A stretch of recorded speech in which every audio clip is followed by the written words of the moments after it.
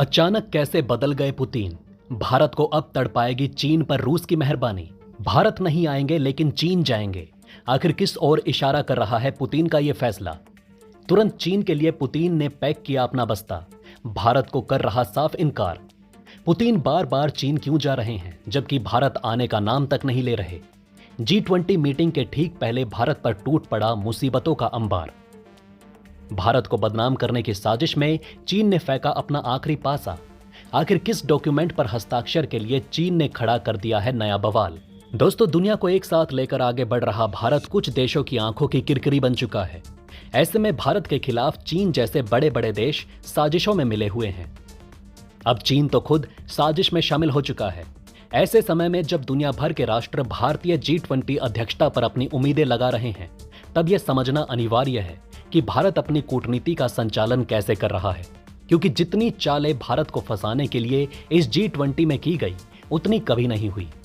देखिए दोस्तों, रूसी राष्ट्रपति पुतिन ने यूक्रेन युद्ध के कारण भारत में होने वाले G20 शिखर सम्मेलन में शामिल होने से मना कर दिया है। पुतिन और पीएम मोदी के बीच सोमवार को बातचीत हुई। इस बातचीत में पुतिन ने भारत न आ पाने को लेकर अपनी असमर्थता जताई है। लेकिन अब यही पुतिन चीन जाने वाले हैं। जो अंतर्राष्ट्रीय आपराधिक न्यायालय ICC है, उसकी ओर से युद्ध अपराधों को लेकर पुतिन के खिलाफ गिरफ्तारी वारंट जारी किया गया है। इसमें कहा गया था कि पुतिन को जहां भी देखा जाए उनको गिरफ्तार कर लिया जाए। उसके बाद यह रूसी राष्ट्रपति की पहली विदेश यात्रा होगी। अब पुतिन भारत नहीं आए और चीन जा रहे हैं, ये बात भारत को बहुत खटक रही है। ऐसे में क्या पुतिन को भारत पर भरोसा नहीं है? क्या अब चीन रूस को भारत से ज्यादा प्यारा हो गया है? ये सवाल अब भारत को डंक मार रहे हैं। ऐसे में इन सवालों का हमारे पास ऐसा जवाब है जो हर एक सच्चे भारतीय के कान खड़े कर देगा, चौंका देगा। इसके बाद आपको बताएंगे कि कैसे भारत को बदनाम करने की साजिश में चीन ने फेंक दिया है अपना आखिरी पासा। कैसे भारत आकर चीन ने बखेड़ा खड़ा करना शुरू कर दिया है। ब्लूमबर्ग की रिपोर्ट के मुताबिक रूस अक्टूबर में बेल्ट एंड रोड फोरम के लिए पुतिन की चीन यात्रा की तैयारी कर रहा है।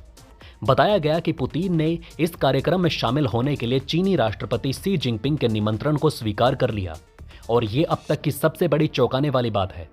आपको बता दें कि पुतिन पिछले सप्ताह दक्षिण अफ्रीका में होने वाले ब्रिक्स शिखर सम्मेलन में भी नहीं गए थे। ऐसा इसलिए क्योंकि दक्षिण अफ्रीका ICC में हस्ताक्षर करता है। ऐसे में अगर पुतिन यहां आते तो उन्हें गिरफ्तारी का सामना करना पड़ सकता था। हालांकि भारत ICC का हस्ताक्षर करता नहीं है, फिर भी पुतिन यहां नहीं आ रहे हैं। देखिए, रूस और भारत के बीच में बात तब बिगड़ने लगी जब रूस ने चुप्पी साध ली थी। भारत को सीमा पर चीन ने जिस तरह से बर्बाद किया, उसके बाद से पूरी दुनिया ने चीन की खिलाफत की, लेकिन रूस ने बहुत कम बोला। ऐसे समय में भारत को सबसे बड़े दोस्त का साथ चाहिए था। माहौल यहीं से बिगड़ने लगा, जिसके बाद तवांग में फिर चीन ने गलत हरकत की। उस पर भी रूस कुछ नहीं बोला। बताया ये जा रहा था कि इस समय चीन भी भारत की तरह रूस का दोस्त हो गया है। वो भी यूक्रेन के खिलाफ आर्थिक तौर पर भारत की ही तरह रूस की मदद कर रहा है। इसलिए रूस चीन के खिलाफ नहीं बोलेगा। और तो और चीन और रूस दोनों देश कम्युनिस्ट भी हैं, इसलिए एक दूसरे के खिलाफ नहीं जा रहे थे। कुछ लोग तो भारत को रूस के खिलाफ अमेरिका जाने के लिए बोल रहे थे, क्योंकि अब रूस तो चीन के खिलाफ जाएगा नहीं, तो भारत को कम से कम एक पावर ब्लॉक को चीन के खिलाफ करना होगा।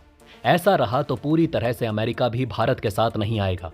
भारत को ऐसी नसीहत दी जाने लगी कि अमेरिका को खुश करके उसका साथ पाने के लिए भारत को अब रूस का साथ छोड़ देना चाहिए।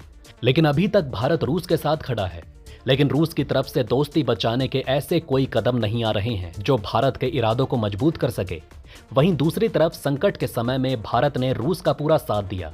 पूरी दुनिया की नजरें भारत पर थी। भारत में यूक्रेन ने प्रधानमंत्री मोदी से इस मामले में हस्तक्षेप की मांग की और कहा कि भारत चाहे तो इस तनाव को कम करने में यूक्रेन की काफी मदद कर सकता है। इसके अलावा अमेरिका भी भारत पर इस बात के लिए दबाव बना रहा था कि उसे रूस के हमले की निंदा करनी चाहिए, लेकिन भारत के फैसले ने सबकी चालें और उम्मीदों पर पानी फेर दिया। भारत का ये कदम यूक्रेन की ताबूत पर आखिरी कील होगा, जिसके बाद यह तय हो गया कि अब इस देश को कोई नहीं बचा सकता। आज साल भर से ज्यादा हो चुका है और ऐसा सच में कोई ना कर सका। भारत हर जगह शांति की बात करता है। उसने जहां पर यूक्रेन का समर्थन नहीं किया तो इसकी सीधी वजह रूस ही था। ऐसे में रूस का साथ देते हुए भारत ने अपनी इमेज की परवाह नहीं की। अब आइए दूसरी खबर की तरफ चलते हैं, जहां चीन ने भारत में घुसकर बवाल मचा रखा है। यह जानकर आपकी आंखें खुली की खुली रह जाएंगी कि भारत को बदनाम करने की साजिश में चीन ने फेंक दिया है अपना आखिरी पासा। कैसे भारत आकर चीन ने बखेड़ा खड़ा करना शुरू कर दिया है। देखिए दोस्तों, भारत में अगले महीने G20 शिखर सम्मेलन होने वाला है। यही समय नौटंकी फैलाकर भारत की इज्जत उछालने का सबसे बड़ा मौका है।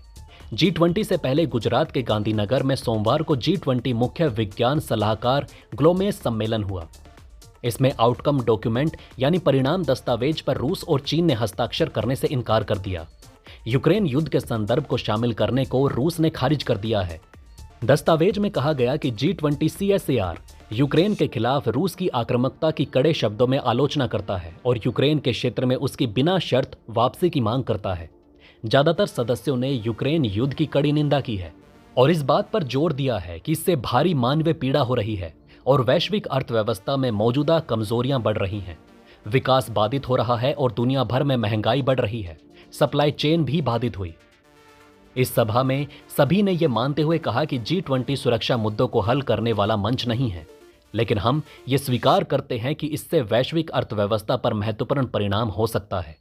चीन और रूस पहले भी यूक्रेन युद्ध की आलोचना वाला पैराग्राफ शामिल करने पर आपत्ति जता चुके हैं। भारत में 9 और 10 सितंबर को नई दिल्ली में G20 का शिखर सम्मेलन होगा, जिसकी अध्यक्षता भारतीय प्रधानमंत्री नरेंद्र मोदी करेंगे। पश्चिमी देशों की ओर से जोर देकर कहा गया कि दस्तावेज में यूक्रेन युद्ध से जुड़ा हुआ एक पैराग्राफ होना चाहिए। पश्चिमी देश ये भी चाहते थे कि इसमें यूक्रेन शामिल हो, लेकिन ऐसा हो ना सका क्योंकि भारत ने यूक्रेन को बुलाया ही नहीं। भारत ने नीदरलैंड, सिंगापुर, स्पेन, संयुक्त अरब अमीरात, ओमान, बांग्लादेश, मिस्र, मॉरिशस और नाइजीरिया जैसे देशों को न्योता दे डाला, लेकिन इस सपोले यूक्रेन को न्योता नहीं दिया गया। ये भारत की ताकत है। जो करना है कर ले अमेरिका या फिर पूरा यूरोप। एक तरफ से चीन भारत को नीचे खींचने में लगा है तो दूसरी तरफ पश्चिमी देश। ये यूरोप भी कभी चीन से कम नहीं रहा। देखे कुछ देश, खासकर ये दोगले पश्चिमी देश, भारत की G20 अध्यक्षता में रायता फैलाना चाहते हैं। वे इसे केवल रूस की आलोचना और आलोचना करने के लिए एक मंच के रूप में सीमित करना चाहते हैं। वो चाहते हैं कि इस मंच से केवल रूस को लताड़ लगाई जाए। इनकी नींदें हराम हैं भारत की बढ़ती ताकत से। इसके लिए वे आधारहीन रिपोर्ट, अफवाहें और फर्जी खबरें फैलाने सहित भारत की G20 अध्यक्षता को कमजोर करने के लिए हर संभव प्रयास कर रहे हैं।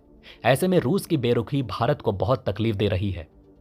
दोस्तों, अब आप हमें कमेंट सेक्शन में बताएं कि क्या ये बातें आपको पहले से पता थी। अगर नहीं तो इनमें से कौन सी बात आपको सबसे ज़्यादा इंटरेस्टिंग लगी, और कमेंट बॉक्स में जय हिंद लिखना ना भूलिएगा।